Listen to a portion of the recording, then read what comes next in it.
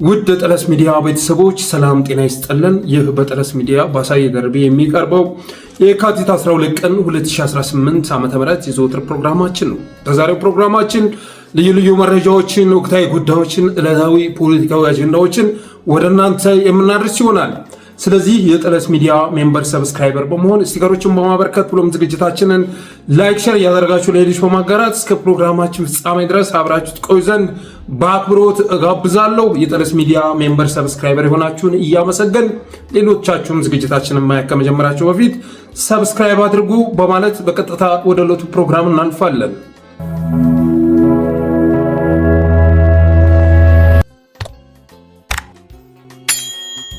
ወደ መጀመሪያው ርዕስ ከመሸጋገራችን በፊት በጠለስ ሚዲያ በምናስተላልፈው አቋም ዙሪያ አንዳንድ ጥያቄዎችን ማቅረብ ፈለግን፣ ብሎም ደግሞ የልባችንን ማጋራት ፈለግን። እንግዲህ አብይ አህመድ ወደ ስልጣን ሲመጣ እኔ ፌዴራል ላይ ነበር የምሰራው፣ የፌዴራል ባለሙያ ነበርኩ። ከዛ በፊት የተለያዩ ኤንጂኦዎች ላይ ሰርቻለሁ እና አብይ ወደ ስልጣን ከመጣ ጊዜ አንስቶ በአዲስ አበባ የሚሰራውን የዲሞግራፊ ለውጥ በቅርበት የማየት እድል ነበረኝ። ፌዴራል ላይ እንዴት አድርገው ባለሙያውን ሲያቀያይሩት እንደነበረ መታዘብ ችዬ ነበር። እኔ የምሰራው የፌዴራል መስሪያ ቤት ውስጥ የኢንጂነር ታከለ ኡማ ከንቲባ በነበረበት ሰዓት ላይ ከመስሪያ ቤት ሰዎች መካከል ኦሮሞ የሆኑትን ብቻ ለይተው እነዚህን ሰዎች ለስራ ብለን ከኦሮሚያ ክልል አምጥተናቸው በቤት ኪራይ ውድነት የተነሳ ስራ ሊለቁብን ስለሆነ መኖሪያ ቤት ይሰጣቸው ብለው ደብዳቤ በድብቅ ለታከለ ኡማ ይልካሉ። ከዛ የመስሪያ ቤቱ ሰራተኛ ይደርስባቸዋል። እንዴት ነው አንድ መስሪያ ቤት ውስጥ እየሰራን እነሱ ብቻ መኖር ስላልቻሉ ስራ ሊለቁብን ስለሆነ በቤት ኪራይ ስለተንገፈገፉ የሚል ደብዳቤ የምጽፉት የሚል ቅሬታ ይቀርባል። ከዛም ስራ አስፈጻሚው ሚኒስትሩን ጨምሮ ማለት ነው ይቅርታ ይጠይቃሉ። ከዛ ባለፈ ግን በተለያዩ ቦታዎች ላይ ስትሄዱ ይሄ መስሪያ ቤት ኢትዮጵያን አይመስልም እየተባለ ሲቀያየር እንደነበር የምትዘነጉት አይደለም። ንግድ ቦታዎች ላይ ስትሄዱ ኢኮኖሚውን የመቆጣጠር ስራ በስፋት ይሰራሉ። የትኛውም ቦታ ከመርካቶ አንስቶ ትልልቅ ቦታዎችን ለመቆጣጠር አንድ ዓመት አላስፈለጋቸውም። የአዲስ አበባ ሰፈሮችን፣ ነባር ሰፈሮችን በምን አይነት መልኩ ሲያፈርሱ እንደነበር የምትዘነጉት አይደለም። አማራ ይቺ ከተማ የኔ ናት የሚል ስሜት እንዳይሰማው አዲስ አበባ አትገባም በማለት የባዕድነት ስሜት ለመፍጠር ሰፊ ስራ ሲሰራ እንደነበር የምትዘነጉት አይደለም። ከነባር ሰፈር ላይ የተሰናበቱ ወይም የተፈናቀሉ የአዲስ አበባ ነዋሪዎች ኩዮ ፍቼ፣ ቱሉ ድምቱ የመሳሰሉ ኮንዶሚኒየሞች ላይ ከተሰቀሉ በኋላ የባለቤትነት ስሜት እንዳይሰማቸው በየቀኑ የሄዱ ዛቻ የሚሰነዝሩ ጎረምሶችን ይልኩባቸዋል፣ በመዋጮ ይበዘብዟቸዋል። እዚህ ከተማ ውስጥ መኖር ከፈለጋችሁ ይህን ማድረግ አለባችሁ የሚል ማስጠንቀቂያ እየተሰጣቸው ይገኛል። ከዛ ውጭ ለምሳሌ ያህል ትናንት አብይ አህመድ ወደ ወለጋ ሄዶ ያደረገው ንግግር ተተርጉሞ እየወጣ ይገኛል። በጣም አሳፋሪ ንግግር ነው ያደረገው። እንዴት አይነት ጨቅላ የሆነ መሪ ወደ ስልጣን እንደመጣ የሚያመላክት ንግግር ነው ያደረገው። ፒውር የሆነ የዘር ማጥፋት ቅስቀሳ፣ የጥላቻ ንግግር አድርጎ ነው የተመለሰው። ሰሜኖች እየመጡልን ነው ቢላዋ ይዘው፣ ኦሮሞይ ሰሜኖች አማራዎች ሊያርዱህ እየመጡ ስለሆነ ከትግራዮች ጋር ተባብረው ተነስና ከጎኔ ተሰለፍ፣ ከኔ ጎን ተሰልፈ ጨፍጨፍ የሚል ቅስቀሳ አድርጎ ነው እየተመለሰው። የኢትዮጵያ ጠቅላይ ሚኒስትር ተብሎ የተሾመው ሰውዬ በየቦታው ሲሄድ የተለያየ ንግግር ነው የሚያደርገው። ትግራይ ሲሄድ አማራው ጠላታችሁ ነው ይላቸዋል። አማራ ምድር ላይ ሲሄድ፣ ወደ ጎንደር ሲሄድ ትግራይ ጠላት እንደሆነ ሰብኮ ይመለሳል። አዲስ አበባ ላይ ዜጋ ይጫወታል። ኢትዮጵያን የሚወድ ይጫወታል። ኦሮሚያ ሲሄድ ደግሞ ከኦነግ በላይ ቅልጥ ያለ ኦነግ ሂዶ ጸረ ሰሜን ንግግር አድርጎ ይመለሳል። ስለዚህ እንደዚህ አይነት እርኩስ እኩይ የሆነ መሪን ለማሸነፍ ደግሞ የሰሜኑ ትብብር ያስፈልጋል በማለት ነው አስተያየታችንን ስንሰጥ የነበረው። ከዛ ውጭ ግን ኢትዮጵያን በፕላን አብይ አህመድ እያፈረሳት ነው። አማራውን እየወደመው ነው። ከክልሉ ምንጭ የነበረውን በክልሉም ያለውን እየወደመው ነው እና ይህን ሁኔታ ስመለከት የሰሜኑ ትብብር ያስፈልጋል የሚል አቋም ላይ ደረስን። በሰሜኖች መካከል ትብብር ካልተፈጠረ በስተቀር አገዛዙ ኢትዮጵያን ለማፍረስ እየተጓዘበት ያለው ፍጥነትና ፋኖ እየታገለበት ያለው ፍጥነት የሚገናኝ አይደለም። የአብይን ሀገር የማፍረስን ማጨናገፍ ካስፈለገ ሰሜኖች አብረው ተባብረው ወደ አዲስ አበባ ከተፍ ማለት ይገባቸዋል የሚል ድምዳሜ ላይ ደረስን። ምክንያቱም በአዲስ አበባ ራሱ እየተሳደዱ ያሉት ተጋሩና አማራዎች ስለሆኑ ከዛ ውጭ ግን አብሮ መስራት ይቻላል ብዬ እንዳምን ያደረገኝ ነገር እንግዲህ አብይ አህመድ ህወሓቶችን ወደ ፕሪቶሪያ ከወሰዳቸው በኋላ አማራው ላይ አብረውት እንዲዘምቱ ግብዣ አቅርቦላቸው ነበር። ወልቃይትንም እንዲቆጣጠሩ ፈቅዶላቸው ነበረ። እነ ጌታቸው ረዳ ገባሩ ነው ወልቃይትም እንዲገቡ ፈቅዶላቸው ነበር። ይህንም በተለያዩ ጊዜያት እነ ታደሰ ወረደም ሲናገሩት የነበረ ጉዳይ ነው። እነሱ ግን ያንን ማድረግ አልፈለጉም። ከጎረቤቶቻችን ጋር አንታኮስም፣ ከኤርትራ ጋር፣ ከአማራ ጋር፣ ከአፋር ጋር አንታኮስም አሉ። ይሄ አብሮ ለመስራት የሚያስችል አብሮ መስራት ይቻላል የሚል ድምዳሜ ላይ የሚያደርስ አንድ ቅድመ ሁኔታ ነበር። ከዛ ውጭ ደግሞ ሌሎች አስገዳጅ ሁኔታዎች ነበሩ።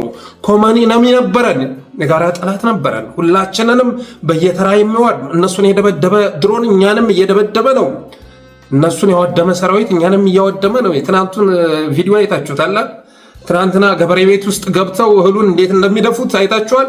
እንዴት እንደሚያቃጥሉት አይታችኋል። ቲክቶክ ላይ ለጥፌው ወዲያውኑ አስቀጡኝ፣ ሪፖርት አድርገው አስቀጡኝ ትናንትና ማለት ነው። ከዛ ውጭ ደግሞ የነ ቢቢሲን ዘገባ የምታስታውሱት ነው። በአንድ ዓመት ውስጥ ቤተሰቦቻቸው ፊት የተደፈሩ እህቶቻችንን መቼም ልትረሷቸው አትችሉም። ትናንትና ገበሬው እያየ እህል ሲያቃጥል የነበረው የሚገርም አይደለም። እስካሁን ከተፈጸመው አንጻር ካየ ነው የሚገርም አይደለም። ምክንያቱም ገበሬው እያየ በሬውን አርደው ላሙን አርደው እየበሉ ናቸውና፣ አባት እያየ ወንድም እያየ እህቶቻችን እየተደፈሩ ናቸውና እና የመጨረሻ ከውጫዊ ጠላት በላይ የከፋ ጠላት ምድራችንን ተቆጣጥሮ እያወደመን በመሆኑ የተነሳ ትግራዮችም ላይ ተመሳሳይ ነገር ስለተፈጸመ አሁንም ሊፈጸም በዝግጅት ላይ ስላለ ኮመኒን የሚያለን አብረን እንሰራለን የሚል አቋም ላይ ደረስን። ከዛ ውጭ ሊሚትድ ሪሶርስ ኤንድ ሎጂስቲክስ በጣም ውስን የሆነ ሪሶርስ ነው ያለን። በተለይ ደግሞ አፋብን ያለው ሪሶርስ ውስን ነው። ስለዚህ ሁለት ስንሆን ደግሞ የሪሶርስ መጠናችን ከፍ ይላል፣ ሎጂስቲክ አቅርቦቱም ከፍ ይላል በሚል እምነት ነው። ሶስተኛ ዓለም አቀፍ ቅቡልነት ወይም ደግሞ ሌጂቲሜሲ ከማግኘት አንጻር ነው። ዓለም አቀፍ ግንኙነት በዓለም አቀፉ ማህበረሰብ እንደ አማራጭ ኃይል የመታየት እድላችን ይጨምራል፣ ከዲፕሎማቲክ ተቋማት ጋር ያለን ግንኙነት ይጨምራል ብሎ በማመን የተነሳ ነው። ቦታዎችን ከመቆጣጠር አንጻር ሁለት ስትሆን ቦታዎችን የመቆጣጠር እድል ይጨምራል፣ እስከ 4 ኪሎ የመድረስ እድልህ ይጨምራል በማለት ነው። ሌላው አፋብን ከአብንና ከብአዴን የተለየ ድርጅት በመሆኑ የተነሳ ነው። አብሮ መስራት ይቻላል ያልነው አፋብን ልክ እንደ አብን እንደ ብአዴን ሁለተኛ መሆን የሚመርጥ ድርጅት አይደለም። የወንድሞቻችን አቋም ይታወቃል። እና አርበኛ ዘመነ ካሴ አቋም ይታወቃል። አሳልፈው የሚሰጡት የለም። በልካቸው መቀበል የሚችሉ ናቸው ብለን በማመናችን የተነሳ ነው። የአማራ ወኪል አለ ብለን በማመናችን የተነሳ ነው። ሌላው ለአገዛዙ የጥፋት እቅድ ምቹ ሁኔታ ስለፈጠረ ነው። በሰሜኖች መካከል የሚፈጠረው ግጭት እና ማባሪያ የለሽ እልቂት ለአገዛዙ ምቹ ሁኔታ ፈጥሮለታል። ዘና ብሎ አዲስ አበባ ላይ የዲሞግራፊ ለውጥ እንዲያካሄድ ጠቅሞታል። የዲሞግራፊ ለውጥ እኮ የሚፈለገው ኢትዮጵያን ለማፍረስ እኮ ነው። ከዛ በቀጣይ በአዲስ አበባ ሪፍረንደም ይካሄዳል። አዲስ አበባ የማናት በሚለው ጉዳይ ላይ ሪፍረንደም ይካሄዳል። ስለዚህ ዲሞግራፊውን ቀየሩት ማለት ምን ማለት እንደሆነ ግልጽ ነው። ከዛ ውጭ ደግሞ ኢትዮጵያውያንን ያስተሳሰሩ እትብቶችን መበጣጠስ አስፈላጊ ነው ተብሎ በመታመኑ የተነሳ ነው። ሌላ ፋኖ የሚዋጋው ከክልልና ከፌዴራል ኃይል ጋር በመሆኑ የተነሳ ነው። ፋኖ የሚዋጋው ከፌዴራል ጋር ብቻ አይደለም፣ ከክልል መንግስት ተብሎ ከሚጠራው ኃይል ጋር ጭምር በመሆኑ የተነሳ አጣብቂኝ ውስጥ ገብቷል ብዬ በማመኔ የተነሳ ነው። ሌላውስ ትግራዮች መንግስት ናቸው። ቲዲኤፍ የመንግስት ሰራዊት ነው። አነሰም አደገም ክልል የሚያስተዳድሩ ናቸው። ስለዚህ መንግስቱ ነው የሚታገሉ በመሆናቸው የተነሳ ለምሳሌ አማራ ክልል ላይ አፋብንም መንግስት ነን አንችልም። የተቆጣጠረው አካባቢ ቢኖርም ክልል ላይ የተቀመጠ ዞን ላይ የተቀመጠ ግን መንግስት አለ። እነሱ ግን ሙሉ ክልልን የተቆጣጠሩ በመሆናቸው የተነሳ አቅማችንን ይጨምራል ብለን በማመናችን አብረው እንዲሰሩ ባለፉት ጊዜያት በጠለስ ሚዲያ ቅስቀሳ ስናደርግ ነበር። ስለዚህ ይህን ስናደርግ የነበረው የአማራን ጥቅም ታሳቢ በማድረግ ነው። ሌላ ምንም አይነት ግላዊ ኢንተረስት ስላለን አይደለም። ይሁንና አሁን ግን ስክሪንሾት እያደረጉ የምናወራውን ስክሪን ካርድ እያደረጉ እየወሰዱ የአሳየ ደርቤን አቋም የአፋብን አቋም አድርገው የሚያነበድኑ እየተበራከቱ ይገኛሉ። በቲክቶክም ላይ በፌስቡክ በትዊተር ላይ አሳየ ደርቤ የሚያስተላልፈው አቋም እንደግል ነው። ከዛ ከፍ ካለ ደግሞ እንደ ሚዲያ ነው። እኔ ሳላቅ ስልጣን ተሰጥቶኝ ካልሆነ በስተቀር ከአፋብን ጋር የሚያገናኘ ነገር የለም። ምናልባት የድርጅት ደጋፊ ተብዬ ልገለጽ እችላለሁ። ከዛ ውጭ ግን ሚዲያው የአፋብን አይደለም፣ አሳየ የአፋብን አመራር አይደለም። ብዙዎች ግን የኔን አቋም የአፋብን አቋም አድርገው የአፋብን አመራሮች ቀጣይ መስራት የሚፈልጉትን ነገር በእኔ አንደበት እንደሚተላለፍ ተደርጎ እየቀረበ ይገኛል እና ተቃውሞ እየተበራከተ በመምጣቱ የተነሳ ለጠለስ ሚዲያ ታዳሚዎች አንድ ጥያቄ ማቅረብ ፈለጉ። በትግራይና በአማራ ህዝብ መካከል አብሮ መስራት ይቻላል ብላችሁ ታምናላችሁ? እስኪ መልሳችሁን ኮሜንት ላይ አስቀምጡ። አብሮ መስራት ይቻላል የሚል እምነት አላችሁ ወይ? በዚህ ጉዳይስ የበለጠ ሊሰራበት ይገባል ብላችሁ ታምናላችሁ ወይስ ይህን አጀንዳ መዝጋት ይሻላል? እስኪ የእናንተን አስተያየት እጠብቃለሁ። እኔ እንዳልኳችሁ ነው። አንድ ሰው እንኳ ስልክ ደውሎ ነው በዚህ ጉዳይ ላይ እንደዚህ ብትሰራ ብሎ አስተያየት የሚሰጠኝ የለም። አይደለም ትግራይ ኃይሎች ይቅርና ካፋብንም ቢሆን ዛትማችን ጋ ደውሎ ኦሪንቴሽን የሚሰጥ በዚህ ጉዳይ ላይ ቢሰራ የሚል ሰው የለም። ግን እኔ በራሴ ገምግሜ አይቼ የደረስኩበት ውሳኔ ነው። ኢትዮጵያ እየፈረሰች ነው። ህዝባችን በዛ ልክ እየወደመ ነው። እህቶቻችን አባቶቻቸው ፊት እየተደፈሩ ነው። አማራን መግደል ኖርማል ነገር ሆኗል። አማራን ማገት ኖርማል ነገር ሆኗል። ተዋረደ ህዝባችን ብዬ በማመን የተነሳ ነው። ከዛ ውጭ ግን የሰሜኑ አማራና ትግራይ አብረው እንዳይሰሩ ከበፊት ጀምሮ ጫና ሲያደርጉ የነበሩ ኃይሎች አሉ። እነዛ ኃይሎች የሆነ ሰዓት ላይ ለምሳሌ ከፕሪቶሪያው መልስ ይቆጣሉ እና የአማራን ትግል በበላይነት ይመራሉ የሚል እምነት ነበረኝ። ለካ እነሱ የኦህዴድ ቅጥረኞች ነበሩ። ትግራይ ላይም ያላቸው ነገር ከኦህዴድ በወረደ መመሪያ መሰረት የሚመራ ኑሯል። ምክንያቱም አብይ አህመድና ጌታቸው ረዳ ሲሰሩ ምንም አይመስላቸውም። እነሱ ጫጫታ የሚፈጥሩት ዘመነ ካሴ ከደብረ ጽዮን ጋር ሊሰራ ይችላል ብለው ጥርጣሬ እንደዚህ አይነት ግምት ሲሰማቸው ነው። ከዛ ውጭ ጀነራል ጻድቃን፣ ጀነራል ዮሐንስ፣ ጀነራል ሳሞራ ከአብይ አህመድ ጋር ቢሰሩ ግድ አይሰጣቸውም። አሁንም ደብረ ጽዮን ወደ ፌደራል ቢመጣ፣ ጌታቸው አሰፋ ወደ ፌደራል ቢመጣ እነዚህ ሰዎች ደንታ የላቸውም። ምክንያቱም አማርኛ ተናጋሪ ጸረ አማራዎች ናቸው። ስለዚህ የእነዚህ ሰዎች ዋና ዓላማ አማራና ትግራይ አብረው እንዳይሰሩ ሴራ መጠንሰስ መሆኑን ስረዳ ይህን ጉዳይማ ማክሸፍ ያስፈልጋል በሚል አቋም እስካሁን ድረስ በሰፊው ስንሰራበት ነበር እና ከዚህ ሀሳባችን ጀርባ የነበረው ህዝባዊ ዓላማ ነው። ቅንጣት ታክል ግላዊ ዓላማ የለም። ቅንጣት ታክል ግላዊ ጥቅም የለም። የኔ ጌታ ዛሬ ጥቅም ማግኘት የሚፈልግ ሰው ብልጽግና ጋር ነው መስራት የሚገባው። ወያኔ የራሱንም ልጆች መክፈል አልቻለም። አንዳንዶች ከጥቅም ጋር ስለሚያገናኙት ማለት ነው። ዛሬ ገንዘብ ማግኘት የሚፈልግ ሰው አገዛዙ መፈረም ይችላል። እንኳን እንዳሳየ ደርቤ አይነት በፌስቡክ፣ በቴሌግራም፣ በቲክቶክ፣ በትዊተር፣ በዩቲዩብ በሁሉም ሚዲያ ሲሰራ የሚውል ሰው ይቅርና ትንሽ ሚዲያ ያላቸው ሁሉ ዛሬ በዶላር ገንዘብ እየተቀበሉ ይገኛሉ። ግን ዓላማችን ገንዘብ አይደለም። ገንዘብ ቢመጣ አያስደስተንም። ከህዝባችን ነፃነት በላይ የሚያስደስተን ነገር የለም። በኩልነት የምንኖርባት ሀገር፣ ልጆቻችን በነፃነት የሚያድጉባት ሀገር ከመፍጠር በላይ የሚያስደስተን ነገር በፍጹም ሊኖር አይችልም። ስለዚህ አንድ ሀሳብ አድርገን አቋማችንን ስናራምር ነበር። የእናንተ ግምገማ ምንድን ነው? ትግራይና አማራ አብረው መስራት ይችላሉ ብላችሁ ታምናላችሁ? ጠለስ ሚዲያ አሳየ ደርቤስ በዚህ ጉዳይ ላይ የበለጠ ሊሰራበት ይገባል ወይስ ደግሞ ቢያቆሙ ይሻላል ትላላችሁ? አስተያየታችሁን፣ መልሳችሁን ኮሜንት ውስጥ አስቀምጡ። ከዛ ውጭ ደግሞ ሰብስክራይብ እያደረጋችሁ ሰብስክራይብ አድርጉ፣ አበረታቱ፣ ጠለስ ሚዲያንም ደግፉ።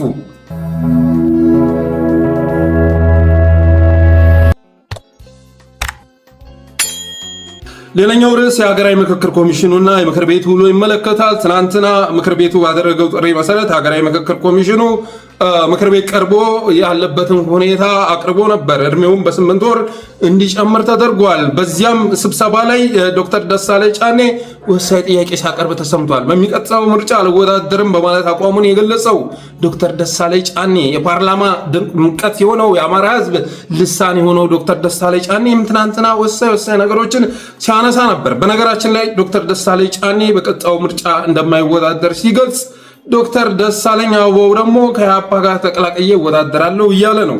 እኔ ዶክተር አበባው የመረጥከው አቋም ልክ ነው ብዬ አላስብም።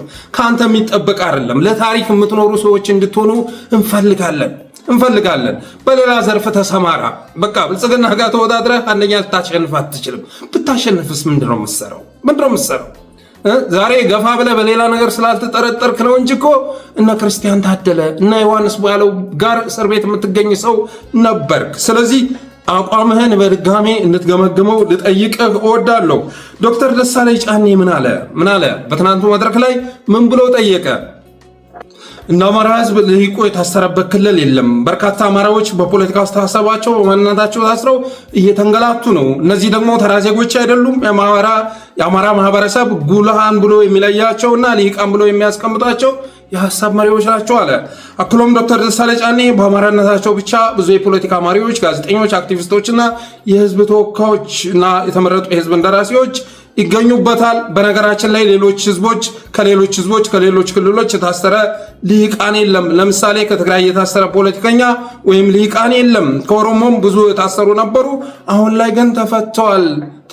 ስለዚህ የአማራ ሊቃኖች በታሰሩበት ሁኔታ የሚደረግ ሀገራዊ ምክክር የሚያሳካው ግብ ይኖራል ተብሎ አይታሰብም። ይሄ ሀገራዊ ምክክር እነዚህን ሊቃን ለማስፈታት ምን ጥረት አድርጓል? ጥረት ካደረገ ደግሞ የተሰጠውን መልስ ሊገልጽልን ይገባል። ከዛ ውጭ ግን ሀገራዊ ምክክሩ አካሄዱ ሂደቱ ልክ ስላልሆነ ውጤትም የምጠብቀው ነገር የለም በማለት ዶክተር ደሳለኝ ጫኔ በትናንትናው ዕለት ጥያቄ ጠይቋል። ለምክር ቤቱ ስሜት አልባ ነኝ፣ ለምክክሩ ስሜት አልባ ነኝ፣ ምንም ስሜት የለኝም፣ ምክንያቱም በሂደቱ ላይ ተስፋ ቆርጫለሁ። ስለዚህ ነገ አማራ አልተወከልኩም ቢል ተገቢ አይሆንም ወይ በማለት ጠየቀ። ከዛ የጨረጨሰችው ሴትዮ ምን ብላ መለሰች? እኛ በዘር ሳይሆን ሰው በሰውነቱ እንዳይታሰር የምናደርገውን ጥረት አጠናክረን እንቀጥላለን ካለች በኋላ እኛ አክቲቪስት አይደለንም፣ በዚህ ጉዳይ ላይ መንግስትን ጠይቀ ነው እንደዚህ ብሎን ነበር እያልን ማብራሪያ የምንሰጥ አክቲቪስት አይደለንም በማለት ስትናገር ኩታራው ፓርላማ መንጋው ፓርላማ ሲያጨበጭብ ተሰምቷል፣ ሲያጨበጭብ ታይቷል። እስኪ ዶክተር ደሳለኝ የጠየቀውንና እሷ የመለሰችውን መልስ ሰምተን እንመለስ። በነገራችን ላይ እሷ የተናገረችውን ከዓመታት በፊት ግርማ ሰይፉ የተባለ የኢዜማ አመራር እንደወረደ ተናግሮት ነበር። እሱን ነው የደገመችው። በርካታ አማራዎች በፖለቲካ አስተሳሰባቸው በማንነታቸው ታስረው ለረጅም ጊዜ በእስር ቤት እየተንገላቱ ነው። እነዚህ እንዲፈቱ በእናንተ በኩል ጥያቄ አቅርባችሁ አስፈጻሚው አካል ምንም ያደረገው ነገር የለም። ይህንን ግን አሰርቲቭ ሆናችሁ በእናንተ በኩል ለሚዲያዎችም ለኢትዮጵያ ሕዝብም ስታሳውቁ ላይ መንግስትን ይህን እንዲያደርግ ጠይቀን ለምክክር ሂደቱ እንዲያግዘን ይህን ጥያቄ አቅርበን በመንግስት በኩል ትብብር አላገኘንም ብላችሁ ስትገልጹ አልሰማም። ነገ ልሂቃኖቼ ታስረውብኛል አልተወከልኩም ቢል ይህ ህዝብ በቂ ምክንያት አለው ብዬም መከራከር እችላለሁ። ስለዚህ ይህ ጉዳይ መፍትሄ ቢሰጠው አሁንም የኛ ጥረት በዚህ በዘር ሳይሆን በአጠቃላይ የሰው ልጆች መብት ተከብሮ ያላግባብ መታሰር ከሌለባቸው መታሰር እንደሌለባቸው ግፊት እናደርጋለን። አማሮችም ሆኑ ሌላም ዘሮች ግን ገፋ አድርገው መንግስት ምንም እርምጃ ካልወሰደላችሁ ይሄንን ለምንድን ያላገለጣችሁት ለተባለው ጥያቄ እኛ አክቲቪስቶች አይደለንም። ስለዚህ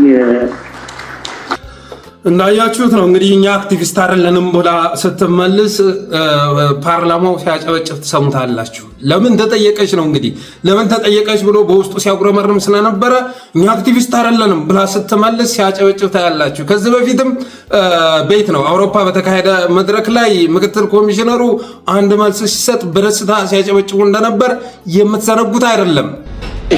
ስቶፕ አማራ ጄኖሳይድ! Stop Amara genocide! Abiy Ahmed is a criminal! Abiy Ahmed is a criminal! Stop Amara genocide! በመፈክር የሀገራችን ችግር የሚፈታ ቢሆን ኖሮ በሶሻሊዝም ዘመን በጣም ይፈታ ነበር። ውጭ ያሉትን ለምን አላሳተፋችሁም የሚል ጥያቄ ተነስተዋል። ለምሳሌ ያክል ውጭ ያሉ ወጣቶቻችን አሁን የፈለጉት እውነት ለመመካከር ነው ወይስ የስደተኝነት ወረቀታቸውን ማረጋገጫ ለማግኘት ነው? እንደሰማችሁት ነው እንግዲህ ተመሳሳይ መልስ ነው የሚሰጡት። እንግዲህ ዶክተር ደሳለኝ ጫኔ ያነሳው ጥያቄ የመጨረሻ ተገቢ ጥያቄ ነው። ሀገራዊ ምክክር ኮሚሽን በሚል ስያሜ ራሱን የሚጠራው ተቋም እነዚህን የፖለቲካ እስረኞች እንኳን ማስፈታት ካልቻለ የኢትዮጵያን ችግር የገነገነው ችግር መፍታት የሚችለው እንዴት ነው? ሊሆን የሚችል አይደለም። ከዛ ውጭ ግን የአማራ ኤሊቶች የመጨረሻ ጉላሃን ተብለው ሊገለጹ የሚችሉ ሊቃን እስር ቤት በተዘጉበት ሁኔታ አማራን ወክለናል ሊባል ይችላሉ? አብንንና ብአዴንን የአፋሕድ ቁራጭ እና ማስረሻ ሰጤን የውይይቱ አካል በማድረግ አማራን አሳትፍ ያለው ብትል ነገ የሚሰማ አማራ ይኖራል ወይ? ነገ አገራዊ ምክክር ተደርጎ ተጠናቀቀ በተባለ ማግስት የኢትዮጵያ ጉዳይ ቢዝነስ አስ ዩዥዋል የሚቀጥል አይደለም ወይ? የሚቀየር ነገር ይኖራል ወይ ብሎ ነው የጠየቀው። ስለዚህ ይህን ጥያቄ ተገቢ መልስ በመስጠት ፈንታ አክቲቪስት አይደለንም ስትል ተሰምታለች። በነገራችን ላይ በተመሳሳይ መልኩ ግርማ ሰይፉ ከዚህ በፊት ሪፖርተር ጋር ባደረገው ቃለ መጠይቅ በርካታ ዜጎች በማንነታቸው የተነሳ እየተገደሉ ነው። ኢዜማ ደግሞ ዜጎች ሲገደሉ ድምፅ በመሆን ረገድ ክፍተት አለ እና የአገዛዙ ልሳኑ ነው እያገለገለ ነው ይባላል። ለምንድን ነው ለዜጎች ድምፅ ማትሆኑ ተብሎ ሲጠየቅ እኛ ድምፅ የምንሆነው በተመረጥነው ልክ ነው። ህዝቡ መርጦ የሰጠን 4 ወንበር ነው። በ4 ወንበር ልክ ነው ድምፅ ልንሆን የምንችለው። በተመረጥነው ልክ ነው ድምፅ የምንሆነው ሲል እንደነበር ሁሉ እሷ ምን ትላለች? በበላነው ልክ ስራ ለመስራት ጥረት እያደረግን ነው በማለት ትመልሳለች። በተመሳሳይ መልኩ ይሄ አንተ ስራ ነው፣ የጋዜጠኛ ስራ ነው፣ የአክቲቪስት ስራ ነው፣ እኛ ፓርቲዎች ነን አክቲቪስቶች አይደለንም በማለት ሲመልስ ነበር። ያንን ነው ሴትየዋ በድጋሚ ስታነበንብ የተሰማችው። ያልተመረጠበትም ስራ እንዲሰራ አይጠበቅበትም። ሰላም ማምጣት፣ ሰላም ማረጋጋት የሱ ስራ አይደለም እንጂ የኛ ስራ አይደለም። እኛ እኮ አልተመረጥንም። የኢዜማ ፕሮግራም የሚሰራው ፕሮግራሙ በህዝብ ተቀባይነት አግኝቶ ህዝብ ድምጽ ይሰጠው። ህዝብ 4 ወንበር ሰጥቶናል። በተሰጠን 4 ወንበር ፓርላማ ውስጥ ለህዝብ ድምጽ ወደን እንጨዋለን። ታሰብ በሰጠን ልክ ነው 4 ወንበር ነው የሰጠን። በሰጠን 4 ወንበር ልክ ነው ልናገለግለው የምንችለው። ይህንን ስራ ለመስራት ስንል ምንም አትጠራጠሩ፣ የበላነውን የጠጣነውን ያክል ኤፈርት እናደርጋለን። የሚያጠፋ ተቋም ዜጎችን የዜጎች ጉዳይ ያሳስበኛል ህልውና ነው ብሎ የሚያስብ ተቋም ሲያጠፋ ከርሞ እንዴት አንደኛ ስራህን ለኔ አትስጠኝ፣ ዝም ብሎ ማለት ለኔ አትንገረኝ፣ ወይም ለኢዜማ እንደመስጠት አትሞክሩ። ጋዜጠኞች ማድረግ ያለባችሁ ይህንን ኖይዝ ሜኪንግ ዝም አለ ማለትን እናንተ ናችሁ መጫው ያለባችሁ። እኔን መጥተህ ኢንተርቪው አድርገህ ህዝቡ ተፈናቅሎ እንዲህ ያደረገ ምናምን ብዬ መንግስትን እንድል አይደለም። አንተ ነህ ሄደህ ሪፖርታጅ መስራት ያለበት። ለፓርቲ አንድ ፓርቲ ሲቋቋም እንደ ፓርቲ የሰራው አይደለም። ስለዚህ ጋር ይመለከተኛል የሚል አንድ ፓርቲ የዜጎች ጉዳይ ነው የሚቆረቆረኝ፣ የዜግነትን መስመር ነው መከተለው፣ መስመር ይሄ ነው ብሎ የሚያምን ፓርቲ ሲሞትና ሲፈናቀል ነው ድምጽ ሆኖ ነው ይሄ ሊል የሚችለው የሚል የነገርኩህ ነው። ይሄ የኛ ስራ አይደለም፣ ያንተ ስራ ነው። አንተ ወለጋ ሄደህ ያንን መፈናቀል ሪፖርታጅ ስራ፣ ያንተ ስራ ነው። ለምን ነው ከኔ የምትጠብቀው? እና አክቲቪስቶች አይደለም። እንደሰማችሁ ነው። ተመሳሳይ ነው ንግግራቸው ማለት ይቻላል። እሷ የበላነውን የጠጣነውን ያህል እንጥራለን በማለት ስትመልስ እሱ ደግሞ በተመረጥነው ልክ እንሰራለን፣ በተመረጥነው ልክ ነው ድምጽ የምንሆነው፣ ከዛ ውጭ ግን ይሄ አክቲቪስት ስራ ነው፣ እኔ አክቲቪስት አይደለሁም በማለት ሲናገር ነበር። በተመሳሳይ መልኩ ሴትየዋም ተመሳሳይ መልስ ስትሰምታለች እና እነዚህ የጨረጨሱ አዛውንቶች እሷንም መመልከት ይቻላል። ፕሮፌሰር መስፍንንም ማየት ይቻላል። ቢኖሩ 10 ዓመት ነው በዚህ ምድር ላይ እድሜ ቢሰጣቸውና ቢኖሩ 10 ዓመት ነው። ግን ደግሞ ልጆቻቸው የልጅ ልጆቻቸው የማይኖሩባት ሀገር እንድትፈጠር የአቅማቸውን እያበረከቱ መሆኑ መታወቅ አለበት። በነገራችን ላይ አንዳንድ የሀገራዊ ምክክር ኮሚሽን አመራሮች ጊዜ ይሰጠን፣ በዚህ ሁኔታ ከቀጠልን የምንፈታው ችግር የለም፣ ቢያንስ እንኳ ይሄን ችግር ፈተናል ብለን እናወራ ዘንዳ በራሳችን እንድንጓዝ ይፈቀድልን በማለት ቅሬታ እያቀረቡ ይገኛሉ። እነ ፕሮፌሰር መስፍንም አሁን ላይ የተወሰነ ኮምፕሌን ማቅረብ እንደጀመሩ ሰምተናል። 8 ወርም የተጨመረው ከዛ አንጻር ነው። ቢያንስ አንዳንድ ችግሮችን ፈተናል ለማለት እንችል ዘንዳ ከ10ሩ 1ና 2ቱን እንኳ መልሰናል እንድንል እባካችሁ እድል ስጡን እያሉ ይገኛሉ። በተረፈ ግን አዋጩ ነገር አሁንም ቁሞ ማሰብ ነው። እየፈረዳችሁ ያላችሁት በሀገር ላይ ነው። እየፈረዳችሁ ያላችሁት በልጆቻችሁና በልጅ ልጆቻችሁ እጣ ፈንታ ነው። እናንተ ሰዎች ኦልሬዲ እድሜያችሁን የጨረሳችሁ ናችሁ።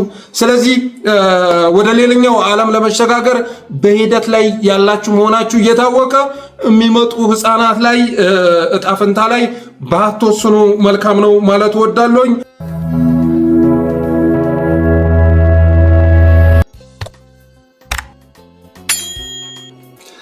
ሌላው አንድ ወዳጃችን የላከልን አርቲክል ነው። የመዥገሮቹ ወቅታዊ ትርምስ ይላል ርዕሱ። በአማራ ክልል ህዝብ ኢኮኖሚም ሆነ ፖለቲካ ውስጥ ምንም አይነት አበርክቶ የሌላቸው ነገር ግን ልክ እንደ መዥገሮች ሁሉ በአማራ ህዝብ ላይ ተለጥፈው ህይወታቸውን የሚመሩና ሰውነታቸውን የሚያፋፉ ቡድኖች አሉ ይላል። ህዝብ ላይ የተጣበቁ መሽገሮች የአማራ ህዝብ የዘር ፍጅት ቢፈጸምበት በጅምላ ቢጨፈጨፍ ቢሳደድ ቢፈናቀድ ሀብትና ንብረቱን ቢወድም ቢከሳና ቢጠቁር ፈጽሞ ግድ የላቸውም። እነዚህ በአማራ ህዝብ ላይ የተጣበቁ መሽገሮች በአማራ ህዝብ ላይ የሚፈጸመን ግፍና በደል ጆሮ ዳቦ ልበስ ብሎ ከማለፍ ባሻገር ሆድና ኪሳቸውን ይሞላል ብለው ካመኑ የአማራ ህዝብ እንዲጨፈጨፍ መንገድ ከመምራት አልፈው በጭፍጨፋው ግንባር ቀደም ተሰላፊ በመሆን ታሪክ ይቀር የማይለው ግፍና በደል እየፈጸሙ ያሉ ናቸው ይላል ወዳጃችን የላከልን አርቲክል።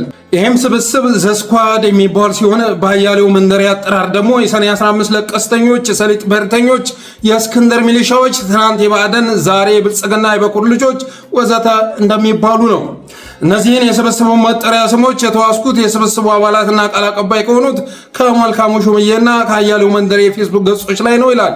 በእኔ ግንዛቤ ይህ ስብስብ ትናንት በባዕደን ኤድን ጊዜም ሆነ ዛሬ በብልጽግና አገዛዝ ዘመን በአማራ ህዝብ ላይ የተጣበቀ መሽገሮች ናቸው።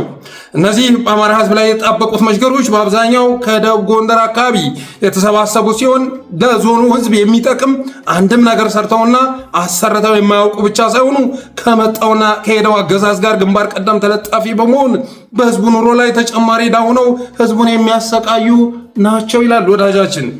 በነገራችን ላይ ይህን አርቲክል የላከልን በዚህ ርዕስ ላይ ሰፊ ስራ ስናሰራ በማየቱ የተነሳ ነው።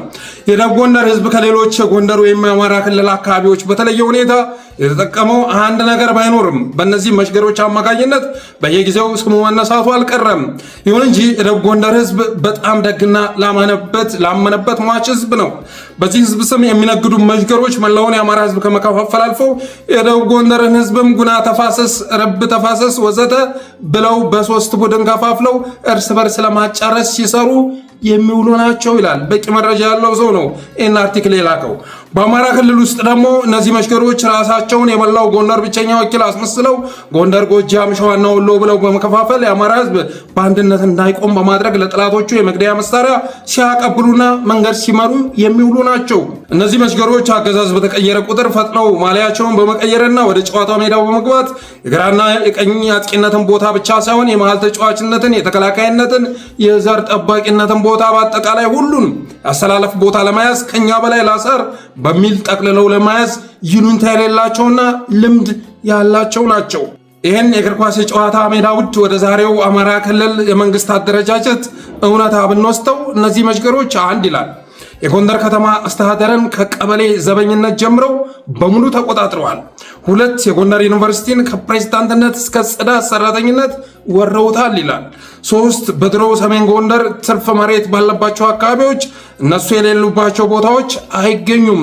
ለዘረፋ እንመቻቸውና ሲዘርፉ በቀላሉ እንዳይነቃባቸው ለጎንደር ህዝብ ሀሳቢና ተቆርቋሪ በመምሰል በሄዱበት አካባቢ ሁሉ የጎንደር ጠላት ከሌ ነው በማለት ህዝቡ አሻግሮ እንዲመለከትና በቆዳው ላይ ተጣብቆ ደሙን እየመጠጠው ያለውን መሽገር እንዳይነቅል ያደርጋሉ ይላል። በባህር ዳር ከተማ አስተዳደር የሌላ አካባቢ ተወላጅ ከንቲባ እንደሆነ ያደርጉና ሌላውን ኃላፊነት ተደራጅተው በመውረር ምዝበራውን ያጣጥፋሉ ይላል።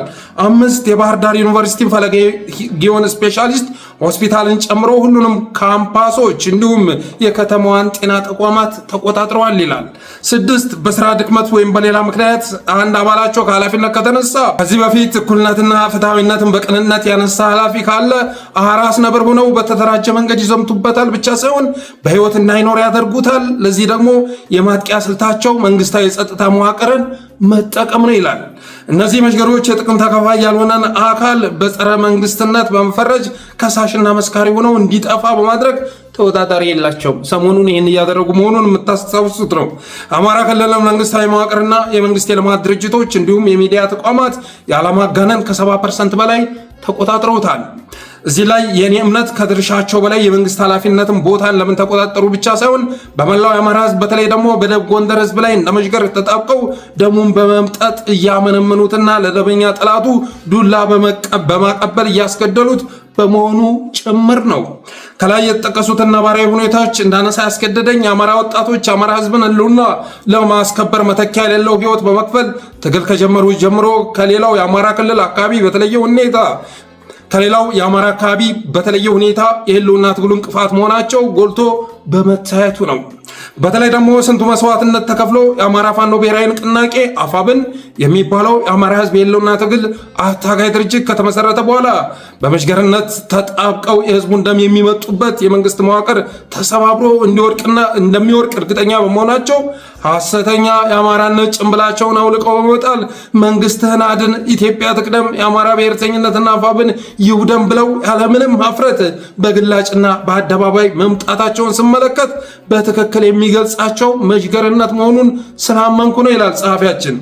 እነዚህ መሽገሮች አማራ ህዝብ እንዳይኑ ብሌን እየጠበቀ ያለውን አፋብንን ከሰማይ በታች ያለን ወንጀል ሁሉ ሲያሸክሙት እነሱ ሲም ካርዱ ነው የሚጠቀሙበትን የመንግስት መዋቅር አንድም ቀን በስተት እንኳን ለምን ንጹሃን አማራዎችን በድሮና በከባድ መሳሪያ ትጨፈጭፋለህ ብለው አያውቁም። የቢቢሲ ዘገባ ሲወጣ አልተቆጡም። ትናንትና እንኳን ያ ቪዲዮ ወጥቶ በርካታ አማራዎችን ኢትዮጵያንን ጭምር ሲያስቆጣ እነዚህ ሰዎች ግን ደብዛቸውን ያጠፉት። ፋኖ ግን የሆነ ነገር አደረገ ሲባል ሁሉም ተከታትለው ሲገቡ ታያላችሁ። እነዚህ ሰዎች አፋብንን ጓሎሰን የሚልና የተለያየ ስሞች በመስጠት የአማራ ህዝብ አታጋይ ድርጅት መመስረት የማይችል ጥገኛ አድርገው ለመሳል ጥረት እያደረጉ ይገኛሉ። መሽገሮች በእንስሳት ስስ ቆዳ ላይ ጣብቀው የእንስሳትን ደም በመምጠጥ እንደሚያመነምኗቸው ሁሉ እነዚህ የአማራ ህዝብ መሽገሮችም ከመጣውና ከሄደው አገዛዝ ጋር ከፊት በመለጠፍ የአማራ ህዝብን የሚያራቁቱና የሚያመነምኑ ተውሳኮች ናቸው ብሎ መደምደም ከተግባራቸው አንጻር ሲታይ ስሙ የሚመጥናቸው ነው ይላል የዚህ አርቲክል ጸሐፊ። በእርግጥም ዛሬ ጓሎሰን ይሉታል አፋብንን። አፋብሃ ምን ሲሉን ነበር? ትናንት ምን ሲሉን ነበር?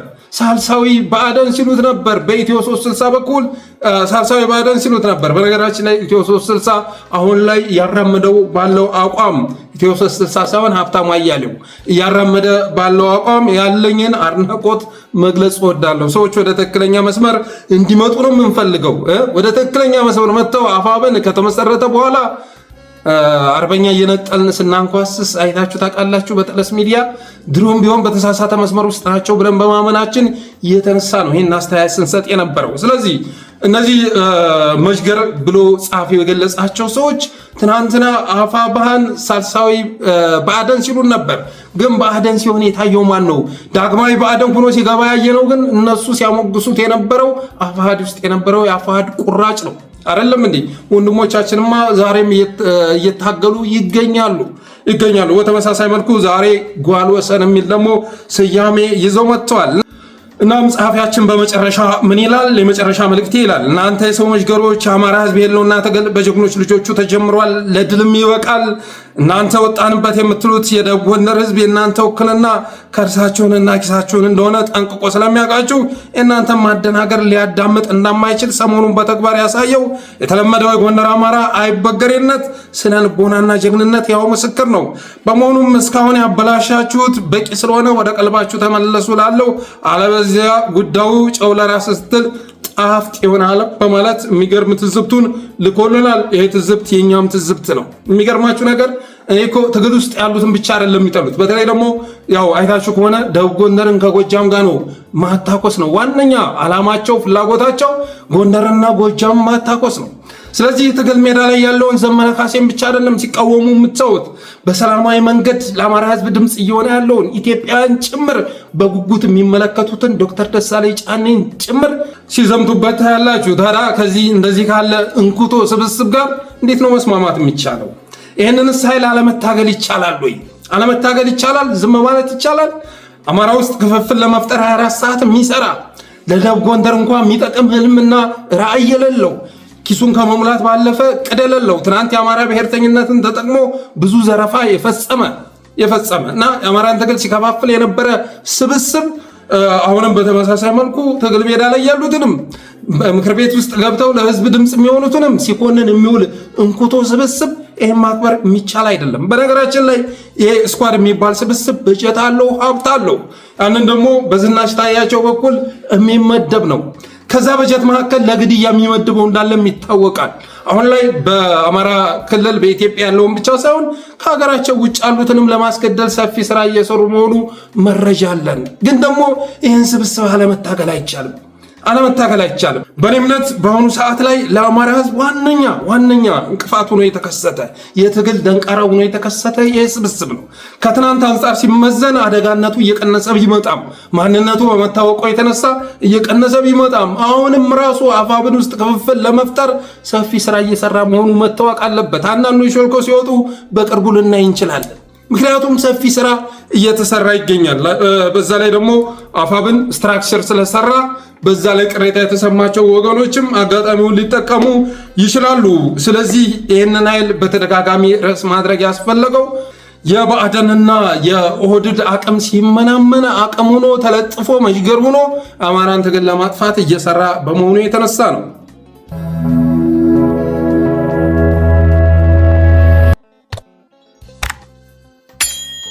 ሌላኛው አጭር ርዕስ እስክንድር ነጋን ይመለከታል። እስክንድር ነጋን ረስተነው ነበር፣ ያለፉት ጊዜያት ረስተነው ነበረ። እንግዲህ አንድን ሰው እኮ ርዕስ ልታደርገው የምትችል ትግል ውስጥ ተጽዕኖ ሲኖር ነው። በተለይ ደግሞ አሉታዊ የሆነ ተጽዕኖ ሲፈጥር ነው ርዕስ ልታደርገው የምትችለው። ይሁንና አሁን የደረሰ መረጃ የሚያመለክተው ግን የእስክንድር ሚና አሁንም አለማብቃቱን የሚገልጽ ነው። እስክንድር በሸዋ አሁንም ሰፊ ስራ እየሰራ መሆኑን ሰምተናል። ሰውየው ከዚህ በፊት ተናግረናል። በፋኖ አባልነት እዛ ምንም አያደርግም። እስክንድር ነጋ ወደ ትግል ሜዳ ገብቼ ልተኩስ ቢል እንኳን ልትፈቅዱለት አይገባም። ምክንያቱም ነገ አናደጋ ቢደርስበት እንደገና ፎቶውን ይዘው ሙሾ እያወረዱ የአማራን ብሔርተኝነት የሚረግሙ አፋብንን የሚረግሙ ኃይሎች ተሰባስበው ስለሚመጡ ይህ ሰውዬ ከትግል ሜዳ እንዲርቅ ነው ልታረጉት የሚገባው። ኃላፊነት ሰጥታችሁ ወይ ከሀገር ውጭ ወጥቶ የሚሰራው ስራ ልትሰጡት ይገባል። ትግል ሜዳ ላይ ከዚህ በኋላ እስክንድር አደጋ ካልሆነ በስተቀር ጸጋ ሊሆናችሁ አይችልም በማለት አስተያየት ስንሰጥ ነበር። ይሁንና ሰውየው ግን አድፍጦ አሁንም ሸዋ ወደ አንድ እንዳይመጣ ሰፊ ስራ እየሰራ መሆኑን የደረሰ መረጃ ያመለክታል። በትናንትናም በስሱ ይጀበታለሁ። ሸዋ ምለው ወደ አንድ እንዲመጡ ካለ ጉጉት የተነሳ ነው። ወደ አንድ እንዲመጡ አፋብን በፍጹም ከዚህ በኋላ ከአፋብን ሾልኮ የሚወጣ ኃይል መኖር የለበትም። ስለዚህ ከዚህ በፊት የተፈራረማችሁትን ቃል የተገባባችሁትን ጉዳይ ተፈጻሚ ማድረግ ያስፈልጋል። ኢንጂነር ደሳለኝ እና መከታው ከዚህ በፊት የተስማማችሁበትን ነገር ተግባራዊ በማድረግ ያለውን ልዩነት መፍታት ያስፈልጋል። ሸዋ ላይ አሁንም ለነ ጀነራል ተፈራ የማይታዘዝ ኃይል ለመፍጠር ሰፊ ስራ እየተሰራ ይገኛል። ወታደራዊ ስምሪት ለመስጠት የማይመች ቀጠና ለመፍጠር ስራ እየተሰራ ይገኛል። አሁንም በነ ጀነራል ተፈራ ላይ የስም ማጥፋት ዘመቻ የሚከፍት አንጃ እየተፈጠረ ይገኛል። ከዚህ በፊት ስንተች እንደነበረው አፋድ ውስጥ በጣም አደገኛ ሰዎች ነበሩ ሸዋ ላይ እና አዶናይ ቀላል ሰዎች አይደሉም። ከጎጃም ይልቅ ቱለማ ጋር አብሮ መስራት ይቀለናል እያለ ሲጽፍ የነበረ ሰውዬ ዛሬ የፋብንን አንድነት ተቀብሏል ብትለኝ እኔ ጥያቄ አለኝ። ስለዚህ ድምፅ አጥፍተው አሁንም ቢሆን ሸዋ ላይ ወደ አንድ እንዳይመጡ ሰፊ ስራ እየተሰራ ነው። ዝም ስንል ደግሞ ልዩነቱ እየሰፋ የመጣ በመሆኑ የተነሳ አሁንም ባለፈው አፋብን እንዲመሰረት ያደረጋችሁ የሀገር ሽማግሌዎች አሁንም ልትገቡበት ይገባል።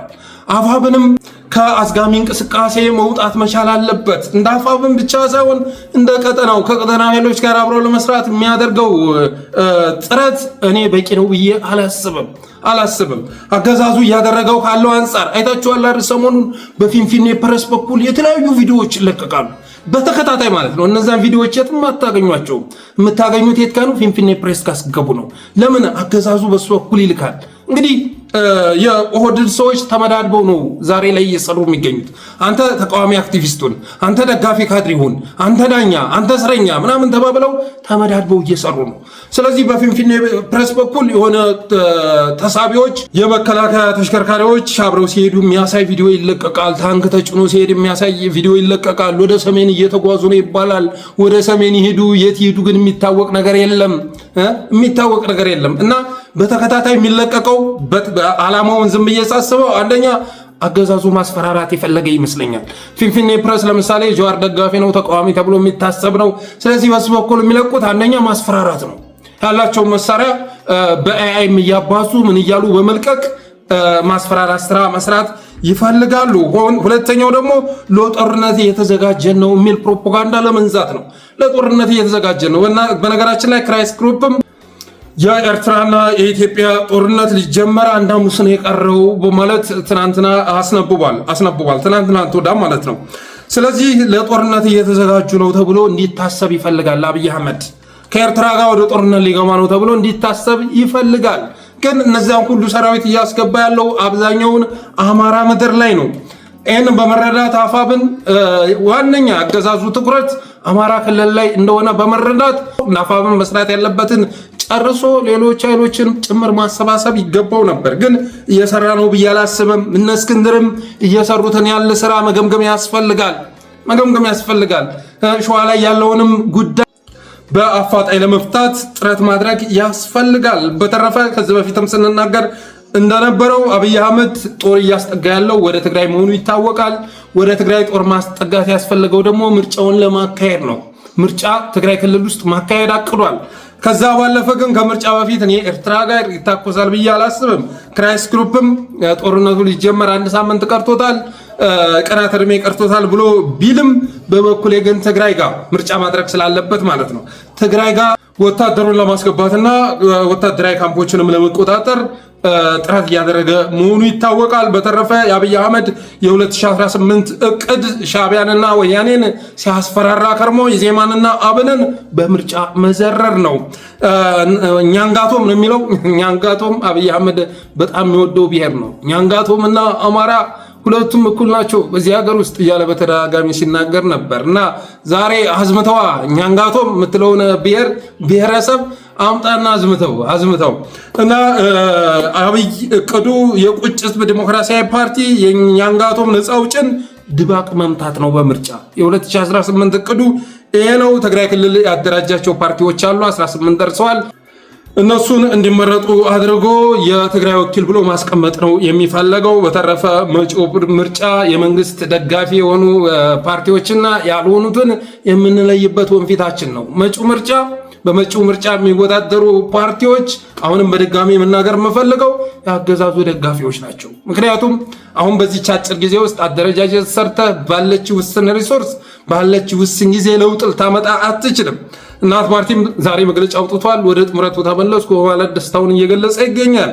ግን ኦህዴድ ባለበት ሀገር ውስጥ ኦህዴድ በሚመራው ሀገር ውስጥ በምርጫ ተወዳድሮ ውጤት ማምጣት ይቻላል ብዬ አላስብም። ብቸኛ የኢትዮጵያ ተስፋ አፋብን የሚያደርገው እንቅስቃሴ ነው ማለት እወዳለሁ። በተረፈ ሰብስክራይብ አድርጉ፣ ከመውጣታችሁ በፊት ሰብስክራይብ አድርጉ እላለሁኝ። ስቲከሮችንም በማበርከት ጠለስ ሚዲያን አበረታቱ እላለሁ። አመሰግናለሁ።